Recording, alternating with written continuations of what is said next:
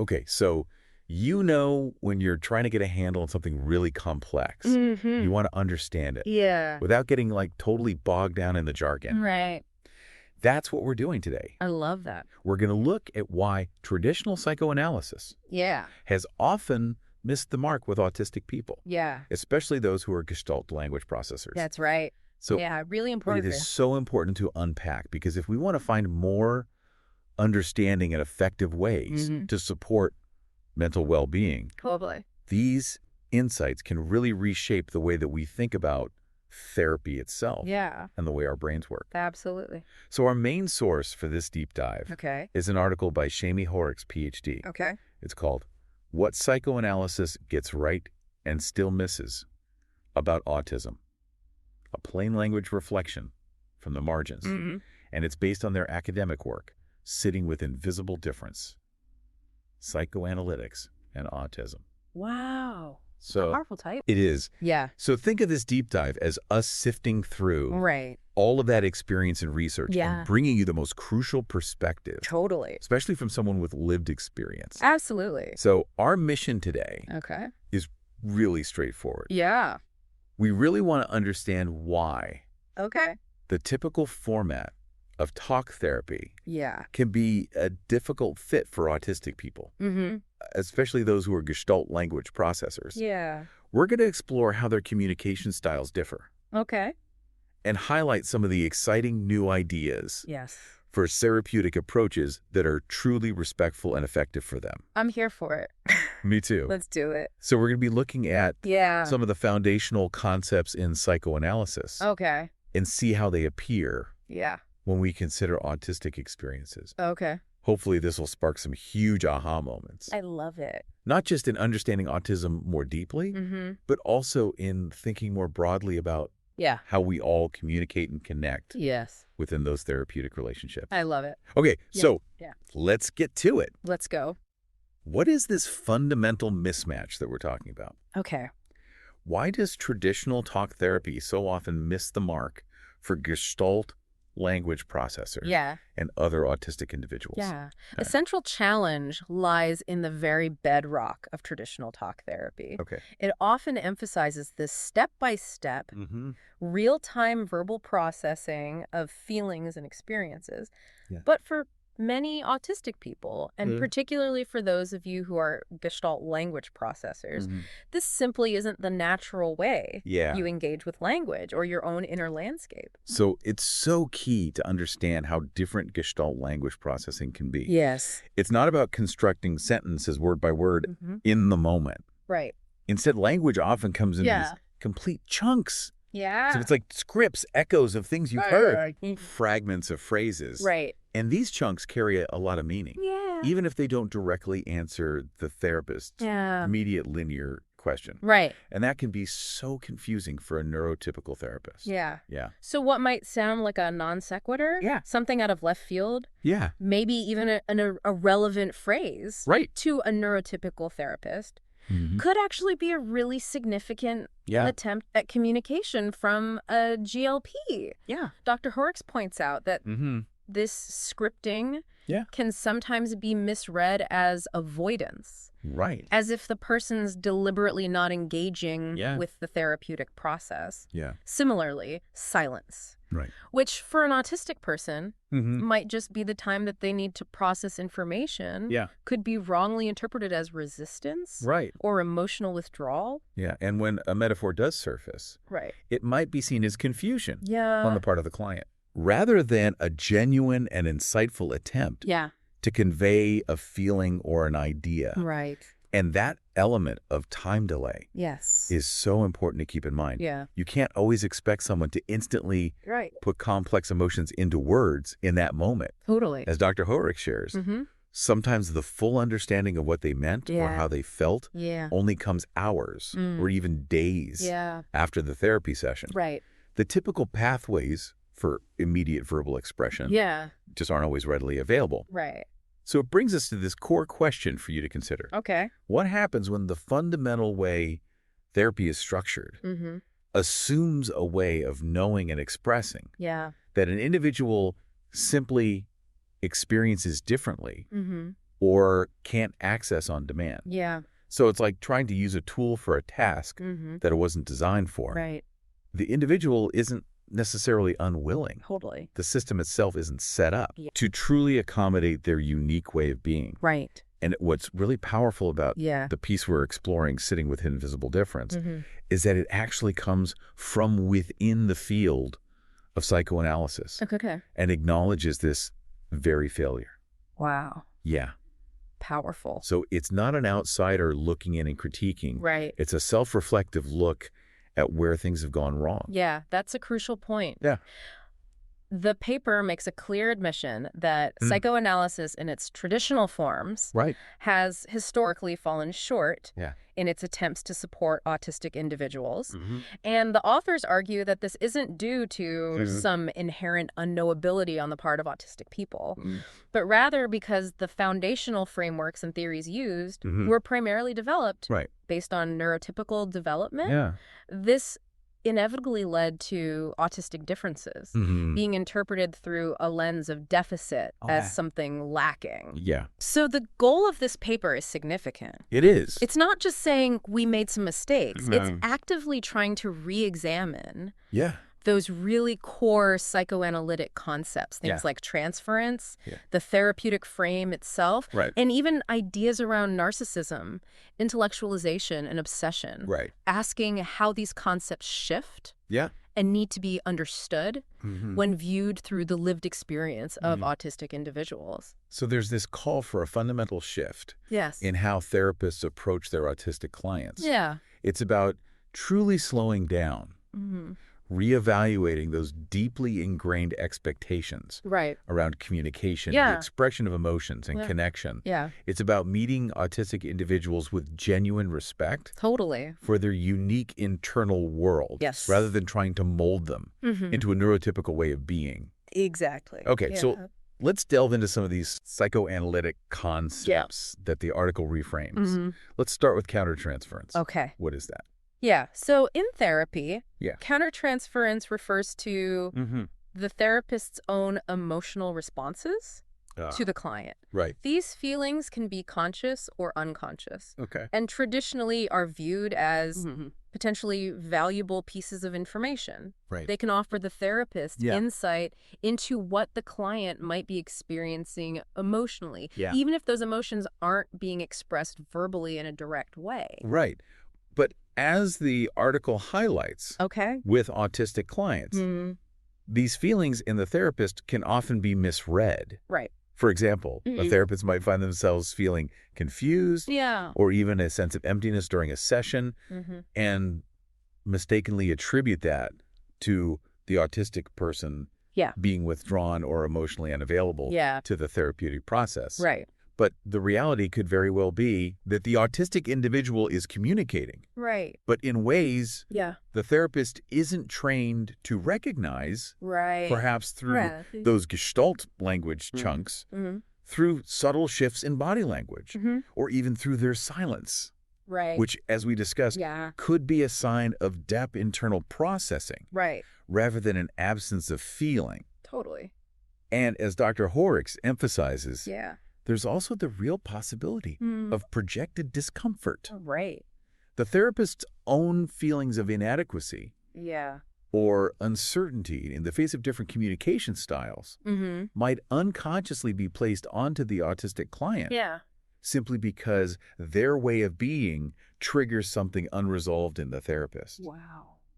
And Dr. Hoerricks includes a really powerful personal story here about their hospitalization following an autistic shutdown, before they even had the understanding that they were autistic, and the sheer frustration they experienced not being able to access the expected scripts to communicate their distress and their need to leave the hospital, and the therapist's growing frustration in response to this. That's so telling. Dr. Hoerricks could sense the therapist's rising anger even without having the language at the time to fully name that emotion. And that, understandably, just amplified their own panic. But because they couldn't articulate that panic, in the expected linear way. It created this really damaging negative feedback loop. They were being expected to reflect and speak insightfully about their experience. But all they had were these fragments, these chunks of language that didn't fit the therapist's expectations. So it really makes you question what the therapist was truly seeing in that moment. Dr. Hoerricks reflects on whether the therapist simply saw them as difficult to reach. But the article then poses that crucial question for you to consider. What if the therapist's frustration actually said more about their own training and their preconceived expectations than it did about Dr. Hoerricks' inherent capacity to connect? And this brings up that important point about alexithymia.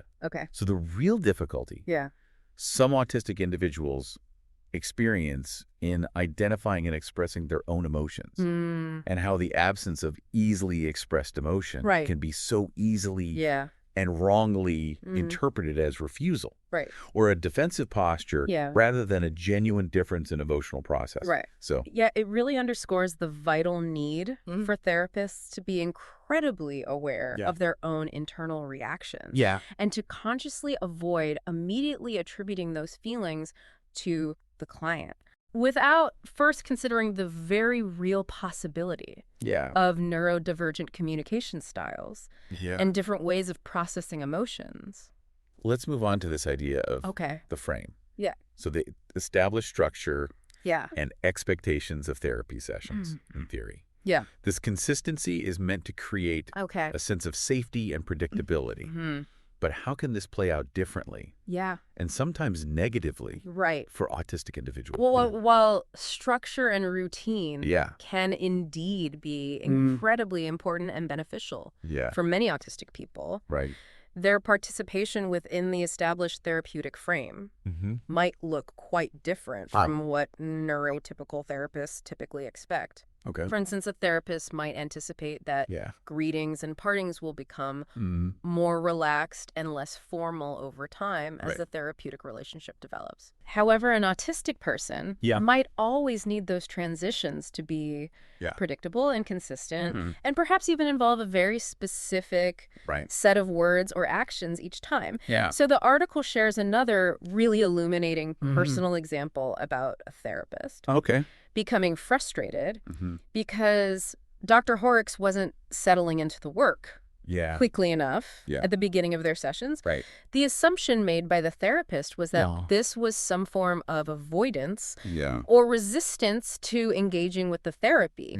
But the reality, as Dr. Hoerricks explains, was often sensory overwhelm the therapy space itself while carefully curated to be calming and soothing for neurotypical individuals with its soft lighting, gentle sounds could actually be experienced as a sensory overload for an autistic person. They might need a significant amount of time at the beginning of a session just to adapt to the sensory environment before they could even begin to engage in the more traditional aspects of therapy and not having the readily available language in that moment to articulate the sensory discomfort led to further misunderstanding by the therapist. It really highlights how what's intended to be a supportive and containing structure can inadvertently become a significant barrier if neurodivergent sensory needs aren't actively considered and accommodated. So it really shifts your perspective. It does. Doesn't it? What might outwardly appear as resistance or lack of progress could actually be rooted in differing sensory experiences or a different internal rhythm of engagement. Absolutely. Now, the concept of narcissism is one that often carries a lot of negative baggage. How does the article challenge the often inaccurate and harmful misreading of autistic communication styles as narcissistic traits?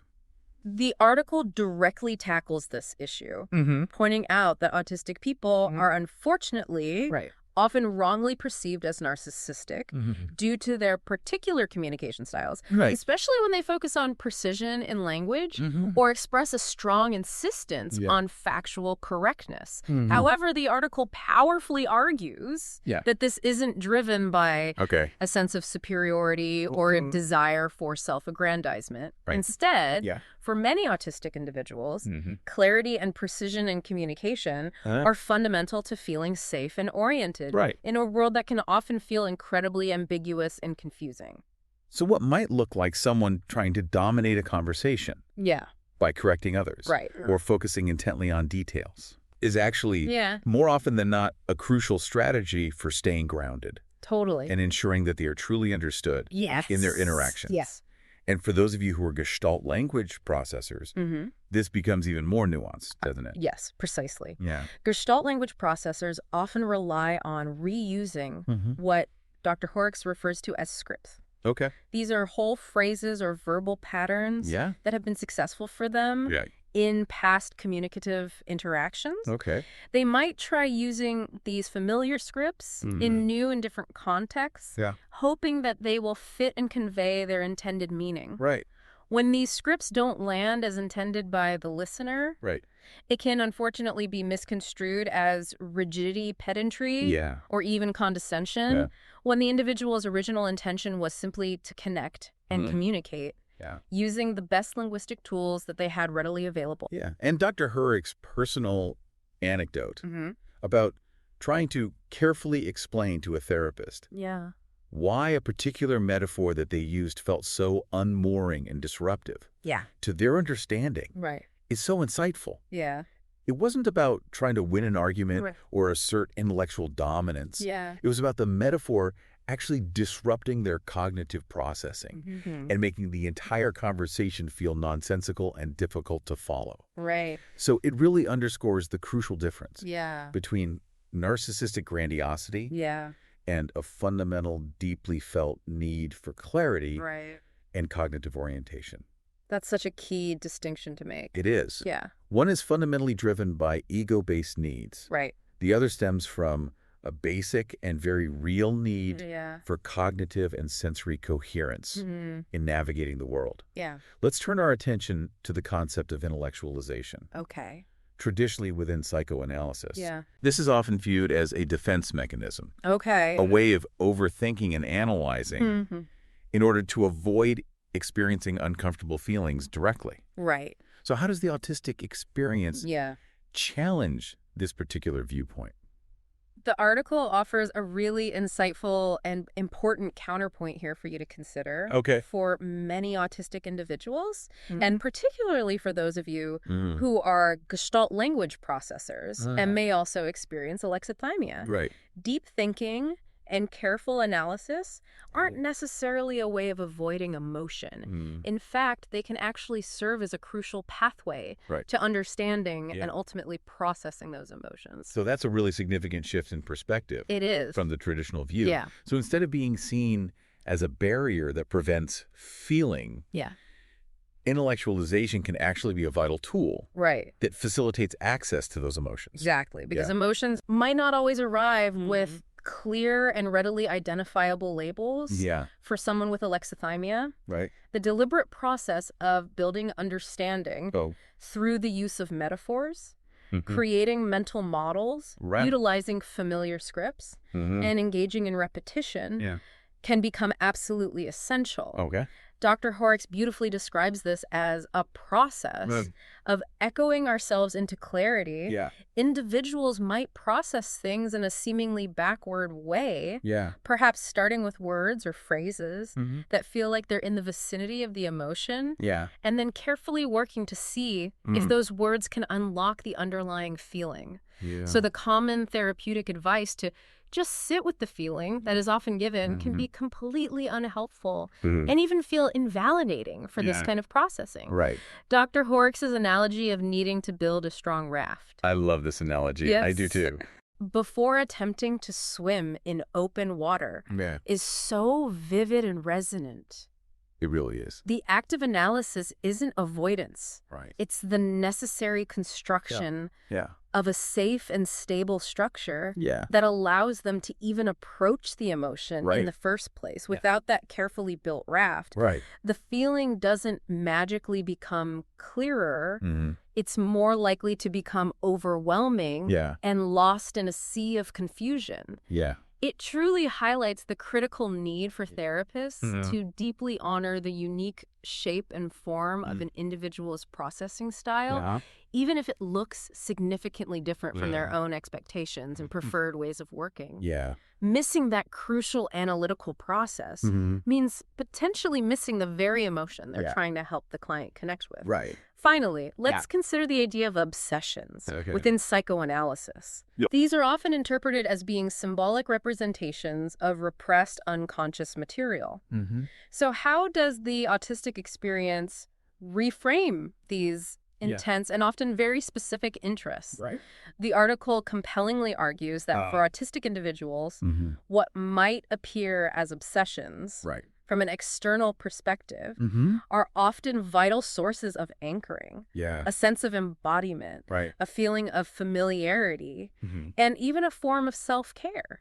Dr. Hoerricks' example of their deep connection to their favorite spoon is so relatable and humanizing. It is. It's not necessarily about compulsion or a need for rigid control, but rather about the comfort and continuity that this familiar object provides. This specific spoon, much like other special interests, can meet deep needs for comfort, a sense of belonging, and self-regulation. It's not a symptom to be eradicated. It's more like a trusted companion in a sometimes overwhelming world. And this understanding extends beyond just physical objects, right? It could apply to specific fabrics, highly valued routines. These aren't simply quirky preferences or fleeting interests. Exactly. For many autistic individuals, these intense interests and predictable routines are deeply intertwined with their fundamental sense of safety and overall well-being. So the need for a very specific texture of fabric on their bedding, for instance, isn't just a casual preference. It can be absolutely crucial for avoiding sensory overload and ensuring restful sleep.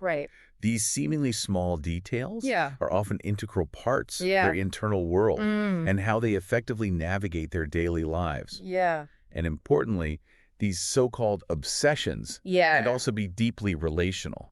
Often aiding in connection with others who share those interests. And providing a vital structure for understanding and expressing one's own sense of self in the world. So a beloved soft toy brought to a potentially stressful meeting isn't necessarily a barrier to engagement. It could actually be a bridge to feeling more present and regulated. A shared special interest can be a powerful way of connecting with others. And building meaningful relationships. Absolutely. To pathologize these deeply meaningful aspects of an autistic person's life as mere obsessions is to completely miss their profound significance and the vital role that they play in the individual's overall well-being. The object or the intense interest isn't something that's in the